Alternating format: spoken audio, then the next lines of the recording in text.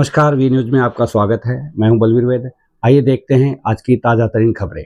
प्रिय दर्शकों, आज के इस बुलेटिन में पालघर जिला से जुड़ी कुछ खास करंट न्यूज़ और देश हित में पत्रकार श्री विनोद यादव ने चर्चा कर वरिष्ठ पत्रकार श्री बलवीर वैद से पूछे हैं कुछ खास तीखे सवाल, और उन तीखे सवालों का जवाब बलवीर वैद ने किस सटीकता से दिया है, आइए देखते हैं आज का एक खास बुलेटिन। चलिए, हमारे मेहमान जिस तरह से हमने नाम लिया, वरिष्ठ पत्रकार बलवीर वैद जी और बीजेपी के जिला सचिव। आज हम इससे चर्चा करने वाले दो विषय और खास विषय है। जिस तरह से आपने देखा कि 2 दिन से कंटिन्यू बारिश, आंधी, तूफान हो रहा था, जिसमें किसानों का और मछुआरों का बहुत बड़ा नुकसान हुआ। उस विषय पे यहाँ के जो सांसद हैं उन्होंने क्या रखा है, क्या विचार किया है, क्या फैसले लिए हैं, उस पर भी इनसे बात करेंगे। उसके बाद में यहाँ के जो एमएलए हैं राजन नाइक, उन्होंने आज के दिन 8 तारीख में एक धरना प्रदर्शन रखा था। उन्होंने वीएमसी के हेड ऑफिस पर कुछ मांग थी उनकी, और वो मांग क्या था और अचानक कैंसिल क्यों हुआ, उनका धरना प्रदर्शन कैंसिल क्यों हुआ, तो इनसे हम जानेंगे और बातचीत करेंगे। सर, आपका बहुत बहुत स्वागत है। नमस्कार। जिस तरह से 2 दिन से कंटिन्यू जो है कि बारिश और आंधी तूफान चल रहा है, तो मछुआरों और किसानों का बहुत नुकसान हुआ है। इसमें आपकी सरकार क्या विचार रखी, इसमें क्या डिसीजन लिया, क्या फैसला, उनके लिए क्या प्रॉफिट की बातें हुई है? इसमें देखिए, जो हमारे सांसद महोदय हैं हेमंत सावरा जी, वो बहुत ही इसमें जो है ना पॉजिटिवली काम करते हैं। वो हर मुद्दे पे, मतलब एक दिन भी ऐसा नहीं है कि उनके पास मुद्दा ना हो, या एक दिन भी ऐसा नहीं है कि वो घर बैठे हैं और बरसात का मजा ले रहे हैं। वो दिन रात काम में ऐसे लगे हुए हैं। उन्होंने सबसे पहले जैसे ही बरसात हुई 2 दिन का, उन्होंने सबसे पहले जो है मुख्यमंत्री महोदय को पत्र लिखा और उन्होंने कहा कि यहाँ के जो भी नुकसान हुई है उसके पंचनामा करवाया उन्होंने। तो पंचनामा करवा के खुद जा करके जगह पे जा करके लोगों को पंचनामा करके और उनको जो है ना मुआवजा दिलाने में लगे हैं। कितने ऐसे लोगों का पंचनामा हुआ होगा? ऐसे जो है तो वो गिनती नहीं है मेरे पास में कि कितने लोग हैं, क्योंकि अभी भी हो रहा है। बहुत से लोगों का नुकसान हुआ है, जिसका घरों का नुकसान हुआ है, कुछ मछुआरों का नुकसान हुआ है, किसी की किसानों की फसल नष्ट हुई है। तो वो ऐसी जगह का पंचनामा जो है तहसीलदार के थ्रू होता है, तलाठी वगैरह करते हैं। तो वो काम अभी भी जारी है। तो अभी तक वो ये नहीं कह सकते कि उसकी संख्या कितनी है, लेकिन काफी सैकड़ों में संख्या है और लाखों में करोड़ों में नुकसान हुआ है लोगों का। तो वो नुकसान की भरपाई जल्दी से जल्दी कैसे हो, ये प्रयास हमारे जो है बेहतरीन सांसद, जो अभी तक कोई ऐसा सांसद हमको मिला नहीं था पालघर डिस्ट्रिक्ट में, जो अभी सांसद हमारे हेमंत सावरा जी मिले हैं। वो दिन रात इस पे बड़ी कड़ी मेहनत करते हैं और उसका तुरंत फॉलोअप लेते हैं। यही होता है एक पढ़े लिखे अच्छे जानकार का और एक अनपढ़ गवार सांसद का। तो पहले के जो सांसद थे उनके बारे में ज्यादा नहीं कहूंगा, लेकिन वही कहने जा रहा था कि आप ये जो लाइन रख के अब बाकी सांसदों को आप जो है कि चुनौती नहीं, उनको चुनौती नहीं। देखिए, हमने उनका भी काम देखा है, उनको भी हमने वोटिंग किया था। ऐसा नहीं कि वो ऐसे चुन के आ गए थे, उनको भी हमने वोटिंग किया था, उनको भी मौका दिया था। लेकिन वो जो है ना, वो एक तरह से उनके अंगूठा छाप निकले। उनकी पढ़ाई लिखाई का उन्होंने उपयोग नहीं किया। अभी जिस तरह आप कह रहे हैं, तो देखने वाले और सुनने वाले जो दर्शक हैं, जैसे कि पक्ष और विपक्ष की बात होती है तो काफी लोग कहेंगे कि अपनी पार्टी की तारीफ कर रहे हैं। अपने मैंने पार्टी की तारीफ नहीं की, मैंने सांसद महोदय के काम की तारीफ की है। सांसद महोदय अगर मान लीजिए काम ही नहीं करेंगे, अपने घर बैठ जाएंगे वो, तो उनकी तारीफ नहीं होगी।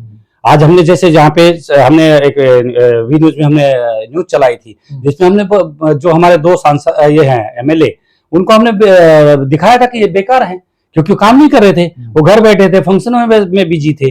तो उनको काम धंधा करना चाहिए। इसके लिए बाकायदा उसमें शिव प्रताप सिंह जी ने बाइट भी दी थी कि ये जो है ना काम धंधे पे नहीं, मतलब काम नहीं देख करके और ये सिर्फ फंक्शन में बिजी हैं, तो उनको अपने काम की याद दिलाने के, उनको कर्तव्य दस्त बनाने के लिए। ये देखिए, हम लोगों का काम ही है कि भाई जो काम नहीं कर रहा है, हम लोग को पार्टी ने पद किस लिए दिया है?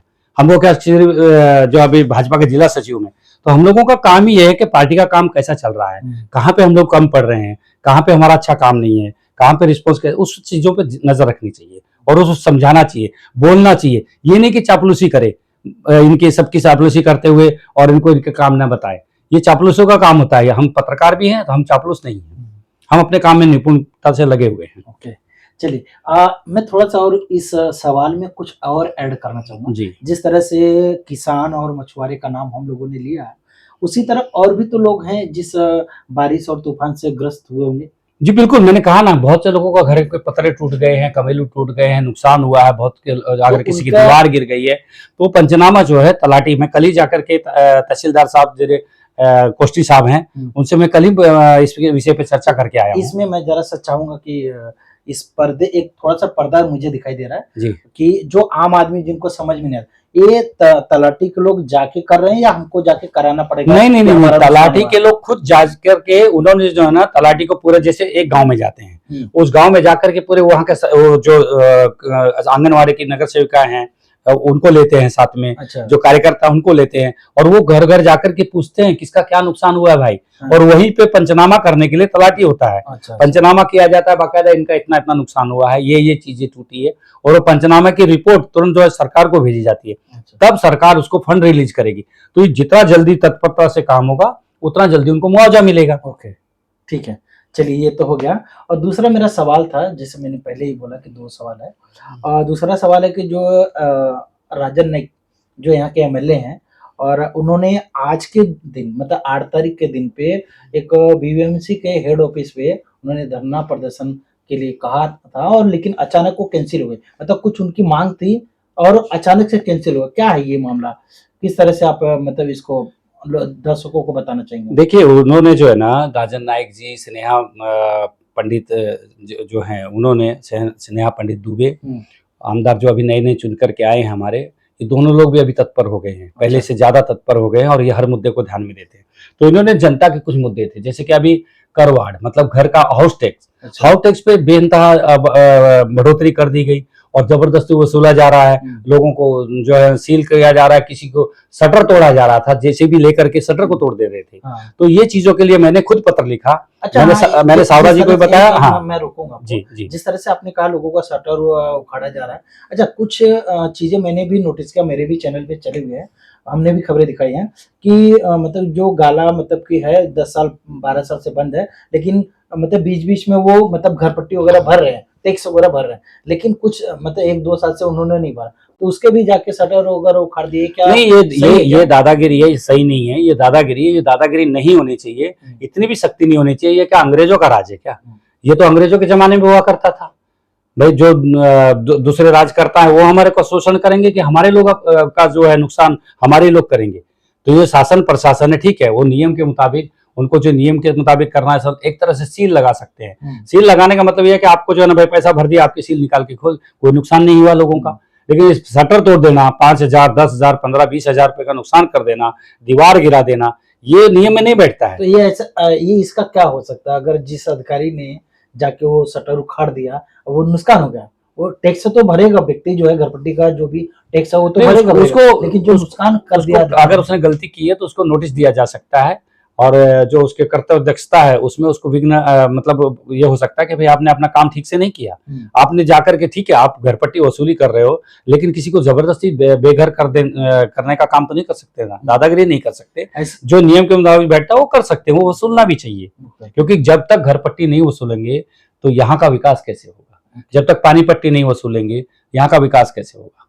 तो ये विकास के मुद्दे के लिए घरपट्टी है, टैक्स है, जितने भी हाउस टैक्स है, ये मैं तो बोलता हूँ लोगों ने खुद भरने चाहिए। क्योंकि कारण इसका ऐसा है कि मान लीजिए अगर आप नहीं भरते हाउस टैक्स तो उस पर पैसा ब्याज बड़ा तगड़ा ब्याज लगता है, 2% का ब्याज लगता है, तो वो ब्याज आपको भारी पड़ता है, और इसमें जो अनधिकृत बांधकाम है उस पर शास्ति कर लगता है। मैं यहाँ पे जरा सा आपको रोकूंगा। हमारा जो सवाल, पहले हम वो सवाल को क्लियर कर लेते हैं, फिर इस पर हम डिस्कस करेंगे। जिस तरह से जो हमारा सवाल था कि 8 तारीख के दिन पे मतलब कि धरना प्रदर्शन था और अचानक से कैंसिल हो गया, तो मुद्दे खाली हमको बता दीजिए, और क्या हुआ कि मुद्दे मान लिए गए या बीजेपी जो कि बीवीएमसी झुकी है या क्या है? नहीं, डेफिनेट बीएमसी झुकी है। देखिए, इसमें जो है अनिल पवार साहब जो है अच्छे प्रशासक हैं, उन्होंने अभी 5 साल से बिना नगर सेवकों के उन्होंने प्रशासन शासन को चलाया हुआ है, अच्छे प्रशासक हैं। लेकिन कहीं कहीं पे उनका भी जो है ना जाति चल जाती है। जाति चलना मतलब ये है कि जैसे अभी घरपट्टी में बिना लोगों का विचार किए, बिना लोगों के स्थिति को ये जायजा किए,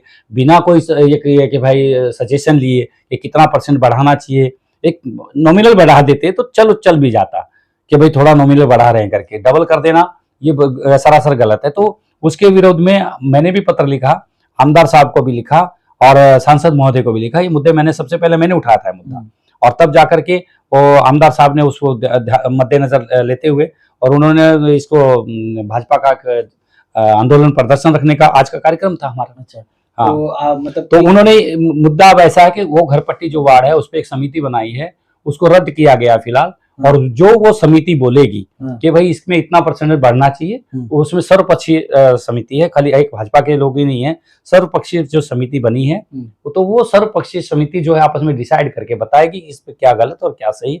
जब उसका फैसला हो जाएगा तो लागू हो जाएगा। अच्छा, तो इसके कारण मतलब कि आंदोलन जो था प्रदर्शन, हाँ, वो कैंसिल किया गया। बिल्कुल। दूसरा मुद्दा हमारा था वाटर का। पानी का कनेक्शन जो है लोगों ने 10-10 साल हो गए पैसा भर करके, उनको पानी नहीं दिया जा रहा है, तो भाई उनको पानी देना चाहिए।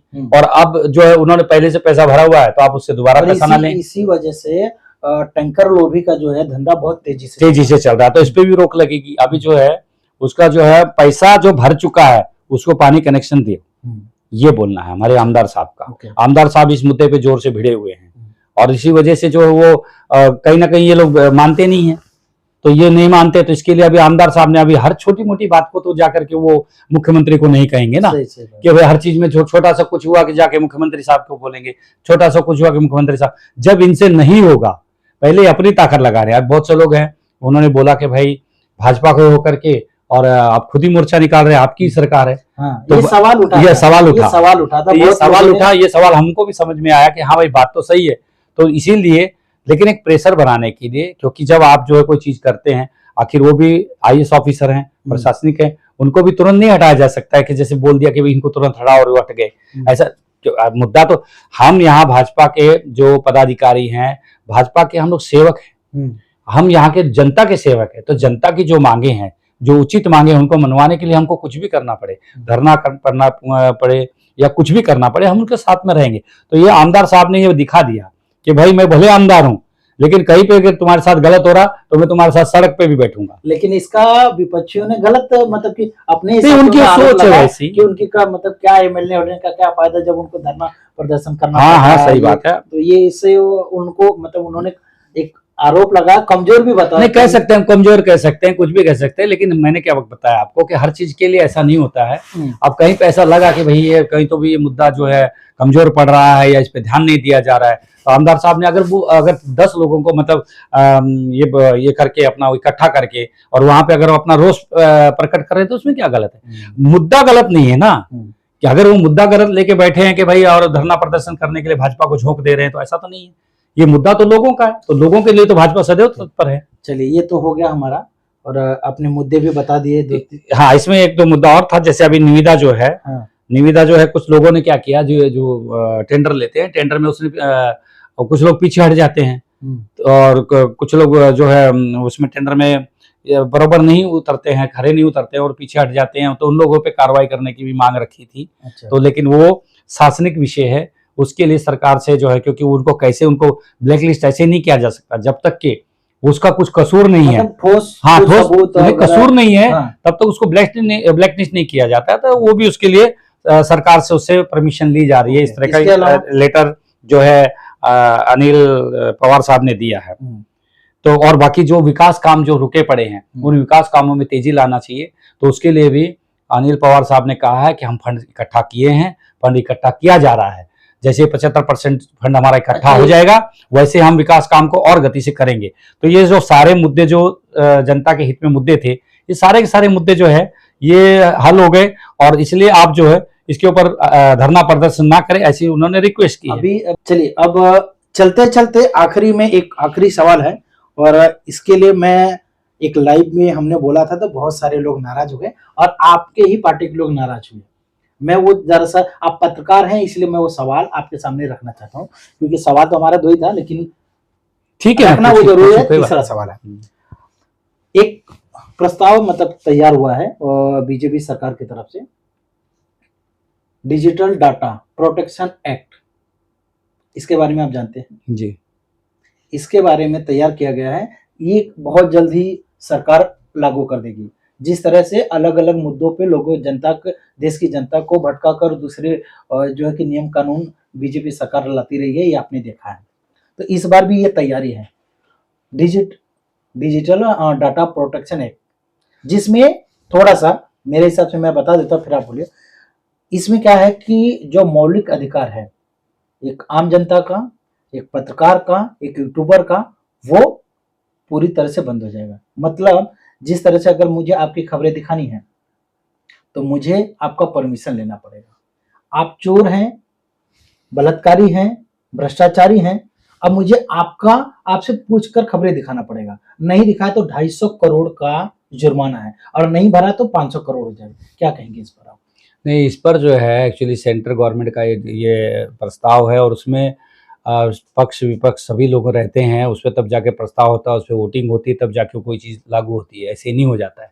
तो कुछ जो है कानून बने हैं जिसमें कुछ छोटी मोटी अगर खामियां रहती है तो उसको सुधारा भी जाता है। जैसे अभी 250 करोड़ रुपए का ये नहीं लगना चाहिए पत्रकारों के ऊपर, ये आपकी बात एकदम सही है, जायज़ है, क्योंकि उसको पूछने का अधिकार है, उसका मौलिक अधिकार है पूछने का। अगर वो नहीं पूछेगा तो फिर पत्रकार काहे का? ठीक है, तो वो चीजें, लेकिन कहीं कहीं पे आप ये देखिए, ये जो इस तरह का जो ये है कि वो पत्रकार जो है कहीं पे उस चीज को अपना गैर फायदा ले रहा है, उस चीज का वो किसी को परेशान कर रहा है, किसी को व्यक्तिगत करके परेशान कर रहा है, और मोस्टली यही होता है। इसलिए इस तरह के कानून लाए जा रहे हैं। ठीक है, कानून लाया जा रहा है, आपकी बात आपने कहा वो सही है। निष्पक्ष पत्रकारिता करने वाले को कोई दिक्कत नहीं है। निष्पक्ष, आपका हमारा क्या छुपा है? डिजिटल डाटा आपसे, हमसे कोई पूछे भाई आपका कहाँ से क्या है, कैसे क्या है, तो सारी चीजें खुली है। हमारे कितने बच्चे हैं, कितनी प्रॉपर्टी है, कितना क्या है, सब कुछ खुला है। ठीक है, कोई भी जान सकता है, तो इसमें छुपाने वाली बात ही नहीं है। आपने कहा, मैं आपकी बात को एक्सेप्ट किया, लेकिन अगर कोई चोर है वो कहेगा कि मैं चोर हूं, मेरी खबरें दिखाओ, तो उसी को तो पकड़ने के लिए तो है।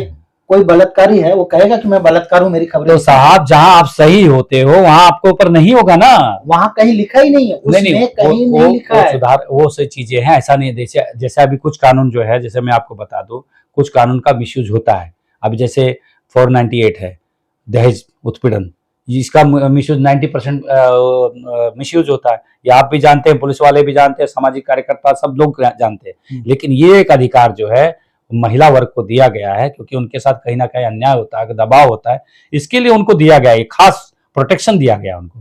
तो इसलिए किसी की सुनवाई नहीं होती है और 498 लग जाता है, जाओ बेटा झेलो, अगर तुमने उसको नहीं सेटिस्फाई किया है कुछ। अब कुछ लेडीज जो है, कुछ महिलाएं जो है, उसका गैर फायदा भी लेती हैं। हाँ, ले रही हैं। तो चीजें अब जो उसको गैर फायदा ले रहे, इसलिए ये हटाया नहीं जा सकता ना, नहीं तो फिर तो सारा सर्वनाश वाला बात हो जाएगा सबको, क्योंकि पुरुष प्रधान देश है हमारा, दबाया जाएगा। तो ये जो कुछ लोगों को मतलब उसका गैर फायदा ले रहे, इसलिए उसको हटाया नहीं जा सकता। मुझे कहीं लगता है कि आप बीजेपी सरकार का सपोर्ट कर रहे हैं, इसलिए ऐसी बातें कर रहे हैं। कांग्रेस सरकार की बात कर लो ना आप, कौन सी एक यूट्यूबर, अगर यूट्यूबर है या पत्रकार हो, सवाल कर रहा है, उसके ऊपर में देशद्रोह का मुकदमा दाखिल कर दिया जा रहा है, उसे जेल में डाला जा रहा है, उसके चैनल को बंद कर दिया। अभी 4 PM का आपने चैनल का नाम सुना होगा, उसे बंद कर दिया गया उसके चैनल को।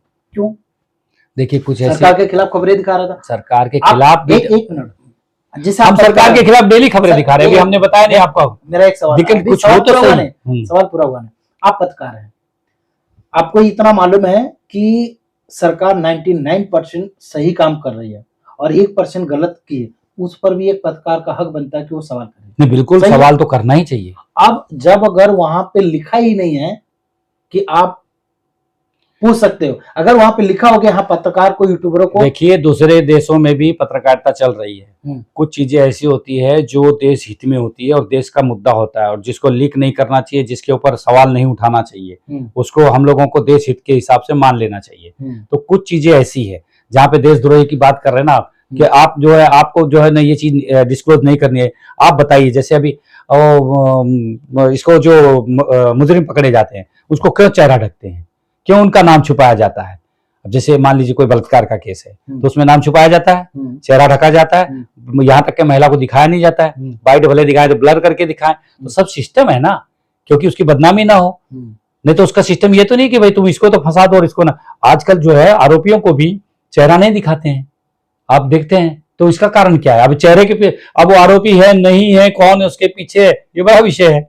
अब उसको किसी को भी पहना दो मुख और दिखा दो, गलत है ना, किसी को भी पहना के तो दिखाना। वही तो दिक्कत है। पहले चीजें अच्छी हैं तो कुछ बुरे। उसको उसके बारे में पूरी जानकारी इकट्ठा करना चाहिए ना। जब तक सामने वाला क्लियर नहीं हो जाता तो दिखाना ही नहीं चाहिए। नहीं तो न्याय नहीं मिल पाएगा ऐसे में। अब देखो जैसे अभी कुछ मुद्दे ऐसे हैं कि आप जान रहे हैं, मैंने 498 का बताया, अब आपका छेड़छाड़ का मुद्दा है, 354 का मुद्दा। तो क्या है वो बोले किसी ने बोल दिया, किसी ने भाई मेरे को छेड़ा, बोले कैसे क्या किया, आंख मारा मुझे, अब बताओ इसका क्या प्रूफ दोगे आप? क्या प्रूफ दोगे? यहाँ तक कि महिला को दिखाया नहीं जाता है, वाइट भले दिखाए तो ब्लर करके दिखाएं, तो सब सिस्टम है ना, क्योंकि उसकी बदनामी ना हो। नहीं तो उसका सिस्टम ये तो नहीं कि भाई तुम इसको तो फंसा दो और इसको ना। आजकल जो है आरोपियों को भी चेहरा नहीं दिखाते हैं, आप देखते हैं, तो इसका कारण क्या है? अब चेहरे के अब वो आरोपी है नहीं है, कौन है उसके पीछे, ये बड़ा विषय है। अब उसको किसी को भी पहना दो मुख और दिखा दो, तो गलत है ना, किसी को भी पहना के तो दिखाना। वही तो दिक्कत है। कुछ पहले चीजें अच्छी हैं तो कुछ पहले बुरे। उसको उसके बारे में पूरी जानकारी इकट्ठा करना चाहिए ना। जब तक सामने वाला क्लियर नहीं हो जाता दिखाना ही नहीं चाहिए। नहीं तो न्याय नहीं मिल पाएगा ऐसे में। अब देखो जैसे अभी कुछ मुद्दे ऐसे हैं कि आप जान रहे हैं, मैंने 498 का बताया, अब आपका छेड़छाड़ का मुद्दा है 354 का मुद्दा। तो क्या है वो बोले किसी ने बोल दिया, किसी ने भाई मेरे को छेड़ा, बोले कैसे क्या किया, आंख मारा मुझे। अब बताओ इसका क्या प्रूफ दोगे आप? क्या प्रूफ दोगे? तो इसका वो आपके ऊपर लग जाता है विनय भंग का। तो अभी सिस्टम है उसमें भाई, आपको वो विशेष अधिकार है तो है, आप मत करो ऐसा, उससे बचो, यही है। और ये सब जो है इस तरह के मजबूत मुद्दे हैं, हमारा संविधान मजबूत है, इसी वजह से हमारा देश जो है विकसित है और हमारे देश जो है विकासशील देश है। तो आप इसमें भाजपा या कांग्रेस का सवाल नहीं आता है कि भाई कांग्रेस सही कर रही है, भाजपा ही सही कर रही है। और जब इतने सारे काम करेंगे, मानते हैं छोटा मोटी कुछ गलती भाजपा से भी होती होगी, छोटी मोटी गलती होती है, नहीं तो करो तो सुधार होगा ना, सुधार हो जाएगा। बताइए सर, हम ठीक है, जनता ही फैसला करे भाई। जनता ने चुन के दिया है जो है। हमारा तो नारा था कि भाई मोदी जी का नारा था 400 पार, 400 पार नहीं हो पाया, लेकिन लगभग सत्ता तो भाजपा की है। तो भाजपा की जो है ना, देश हित में इतने सारे ये है काम है जो आप गिनेंगे और आप जानेंगे तो आप देशभक्त हो, मतलब देशभक्त आज भी हैं आप, लेकिन आप भाजपा भक्त हो जाएंगे। ठीक है, क्योंकि उन्होंने जो सेंटर की जो बॉर्डर है, बॉर्डर लाइन को जो मजबूत किया है, जो उनको देश हित में जो करना पड़े वो कर रहे हैं। आज भी जैसे स्ट्राइक किए है अभी, हाँ जाकर के, तो वो जरूरी था ना, तब जाके मोदी जी ने ठोको, क्योंकि लातों के भूत बातों से नहीं मानते। अब वो जो है ना, वो जमाना गया कि चिट्ठी लिखी जा रही है, मनमोहन सिंह जी यहाँ से चिट्ठी लिख दे रहे हैं, बस हो गया काम। ठीक है, अब अगर आपने बात छेड़ा तो एक सवाल वहां पर भी पैदा होता है। फायदा तो होता है, सवाल से सवाल निकलेंगे। इतने जो 4-5 आतंकवादी थे वो कैसे इंडिया के अंदर में आए और कैसे, मतलब कि 45 मिनट तक वहां पे सुरक्षा नहीं पहुंची, ये सब बड़ा सवाल उठता है। और यही बाकी लोग जो सवाल कर रहे हैं, और इस सवाल पे सरकार जो है उनके मतलब के खिलाफ, उनके तरफ तिरछी नजरें देख रही है। देखिए, जिनको मुद्दा उपस्थित करना है ना, वो कैसे भी करके करेंगे मुद्दा उपस्थित, कि वो 45 मिनट नहीं पहुंचे, आधा घंटा नहीं पहुंचे। अब क्या नहीं पहुंचा, हमने यहाँ पे देखा वीडियो में। अब ठीक है, आप बोल रहे हैं वहां पर जो है मदद जो है आधा घंटे में पहुंची, तो वो क्या स्थिति है वहां की, कितने दूरी है। अब 100 किलोमीटर की दूरी को आप जो है 5-10 मिनट में तो नहीं पार कर सकते ना। तो वो किलोमीटर की क्या दूरी है, क्या सिचुएशन है वहां पे, भैया तुम गाड़ी लेके जा सकते हो कि नहीं जा सकते हो, क्योंकि ऊंचे जब पहाड़ों पे जाओगे तो वहां गाड़ी जाएगी, वहां तो आपको पैदल चल के ही जाना पड़ेगा, तो आपका समय तो थोड़ा बहुत लगेगा। ये ठीक है कि भाई कहीं ना कहीं हमारी जो है ना सीबीआई है या आईबी है या रॉ है, इन ये एजेंसियों से कहीं ना कहीं गड़बड़ हुई है कि इनको, जबकि इन्होंने भी जानकारी दी थी, ऐसा भी है। तो कहीं तो लूप होल तो है कहीं ना कहीं पे, ये नहीं कहेंगे नहीं है, लेकिन गलती तो हुई है, लेकिन उस गलती का मुआवजा तो भरना पड़ेगा और भरा जा रहा है। चलिए, सवालों का सिलसिला जारी रहेगा, सवाल कभी खत्म नहीं होते हैं, जवाब देने वाला होना चाहिए। तो जिस तरह से आप मिले, हम मिले, आप मिले, आप देखे, हमने इनसे बातचीत की, सवाल किया, सवाल का जवाब मिला, तो आने वाले टाइम पे हमेशा इनसे हम सवाल करेंगे। और अभी के लिए हम इनसे विदा लेते हैं और मिलेंगे अगली खबरों के साथ, अगले सवालों के साथ में। तब तक बने रहे और देखते रहें। नमस्कार।